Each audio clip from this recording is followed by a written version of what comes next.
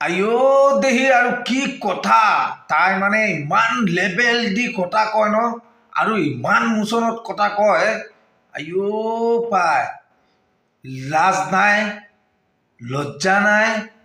বেচৰম থুৱাই দিছোঁ এইজনী 150 টকীয়া মাল বটলা মালজনী লাজ লাগিব লাগে যিনো হওক আমাৰ দাদাজনে প্ৰত্যুত্তৰ দিছে আপোনালোকে চাইছে সালাম আলাইকুম নমস্কাৰ মই আকৌ এটা ভিডিঅ' লৈ আহিছোঁ আপোনালোকৰ সমূহত আপোনালোকে ভিডিঅ'টো সম্পূৰ্ণ চাওক আৰু এটা শ্বেয়াৰ কৰক আপোনালোকে শ্বেয়াৰ নকৰে যোৱা কেইদিনমান আগত আমি এটা ভিডিঅ' বনাইছিলোঁ এই জহৰণী বনৰী 150 টকীয়া মালটোৰ ওপৰত এইটো বিজেপিৰ 150 টকীয়া দালাল এই বুঢ়ী বোৱাৰীজনীয়ে অকল হিন্দু মুছলমান গেদা মিয়া মুছলমান আলী আমজদ উদ্দিন খান এইবিলাক লৈ ব্যস্ত যেনেকুৱা বিজেপি এনেকুৱা এই বোৱাৰী বুঢ়ী 150 টকীয়া মালটো এইজনীৰ ওপৰত ভিডিঅ' বনাইছিলোঁ এতিয়া আপোনালোকে বেছি শ্বেয়াৰ কৰিছিলে ভাইৰেল হ'ল আৰু এই দাদাজনে ভিডিঅ'টো পালে দাদাজনে বুজিছে আমাৰ গতিকে দাদাজনে ভিডিঅ' বনাইছে আপোনালোকে সম্পূৰ্ণ ভিডিঅ'টো চাওক আমি ধন্যবাদ জনাওঁ দাদাজনক ইমান ধুনীয়াকৈ এই 150 টকীয়া বটলা মালটোক দাদাই বুজাই দিলে আপোনালোকে ভিডিঅ'টো চাওক আৰু শ্বেয়াৰ কৰক আলী হুছেইন হক এইবোৰ অভদ্ৰ সোশ্যাল মিডিয়াটো চাব নোৱাৰা অৱস্থা বনৰী কুকুৰ ছোৱালী আহি যাবি এবাৰ মুছলমানৰ লগত ৰাতি শুইবি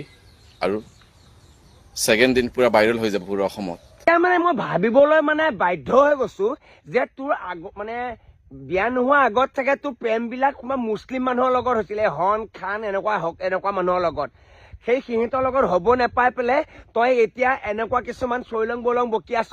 যি চৈলং বলং বকোতে তোক মুছলিম মানুহে তোক ইমানে বেয়াকে কৈছে গো ৰাতি তোক শুবলৈ মাতিছে জহৰী কৈছে বনৰী কৈছে ইমান বেয়াকে কৈছে গো অৰ্থাৎ তই তেওঁ ভিডিঅ' বনাবলৈ নাই কথা এনেকুৱা মানুহক আমি থু পেলাই দিওঁ আমি লাজ পাওঁ কমেণ্টটো বা লেছ দেম গো যেতিয়া এজন মানে ছ'চিয়েল মিডিয়াত নিজে আহি পেলাই প্ৰকাশ কৰি দিয়ে বেয়া কথা কয় শুবলৈ দিয়ে কিবা কয় তোৰ লাজ নালাগেনে আৰু তোৰ গিৰায়টো কি আৰু পইচা গু পেলোৱা মানুহেও পায় আৰু পইচা এই ঘৰৰ পিছফালে কিবা কিবি কৰিলেও পায় আপুনি নিজে বুজি ল'ব কিন্তু এই সন্মান বস্তুটো কেতিয়াও নাপাব আপোনাক আজি যদি কোনোবাই মুছলিম মানুহ এজনে দেখে নহয় আপোনাক থু পেলাই দি থৈ যাব কেছটো গম পাইছে আৰু এই মুছলিম হিন্দুৰ মাজত যে কাজিয়া লগাই থকা মানুহ কেইটামান হ'ল তহঁত মানে তই হিন্দু মুছলিম কৈ পেলাই ভিউজবিলাক লৈ আছ ভাইৰেল হ'বৰ কাৰণে কিন্তু তলৰ ফালৰ পৰা আমাক গাৰ মাৰি গৈ আছে আজি তই ওলাই যাওঁতে মুছলিম মানুহ এটাই তোক যদি বাটত তই বুলিও কয় নহয় তোৰ গিয়েৰটোৰ সন্মান নাইকিয়া হ'ব তই ছ'চিয়েল মিডিয়াখনত কাজিয়া নলগাবি কাৰণ এনেও জুবিন দা ঢুকোৱাৰ পৰা অসমখন এনেই গোটেই মানে গোপাটপাট হৈ আছে আৰু হিন্দু মুছলিম এক হৈ ন্যায়ৰ কাৰণে লাগি আছে তই আকৌ আজি বহুত দিনৰ পৰাই এই একেডাল কথাতে লাগি আছে অৰ্থাৎ তোক ইমানে বেয়াকে কৈছে মোৰ নিজৰে লাজ লাগি গৈছে মই এটা হিন্দু ল'ৰা হৈ পেলাই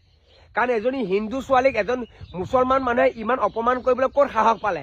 পিছতহে মই চিন্তা কৰিলোঁ এই নেতে হৈও কম সুধা নহয় তোৰ যিখন মুখ তোৰ যিখন থোপৰা ইমান বেয়াকে মানুহে মানে অশ্লীল ভাষা দি তোৰ মুছলিম ল'ৰা সোপাই কৈছে অজস্ৰ ভিডিঅ' আছে তোৰ কিন্তু মই তাই কেইটামানহে আনিলোঁ লাজ পাইছোঁ অসমীয়া বুলি ক'বলৈ তহঁতক লৈ পেলাই বুজিছ মই সদায় চিঞৰি আছো হিন্দু মুছলিম এক হওক তেতিয়া আমি জুবিন দা ন্যায় পাম তহঁতে আকৌ হক চক ইছলাম লগাই পেলাই তোৰা খেলি মেলি গৈ আছ মই লাজ পাইছোঁ ইয়াৰ মই বহুত লাজ পাইছোঁ যে আমাৰ হিন্দু ছোৱালীজনী মুছলমান ল'ৰা এনেকৈ কৈছে পিছতহে মই গম পালোঁ সেইকাৰণে মই কৈছোঁ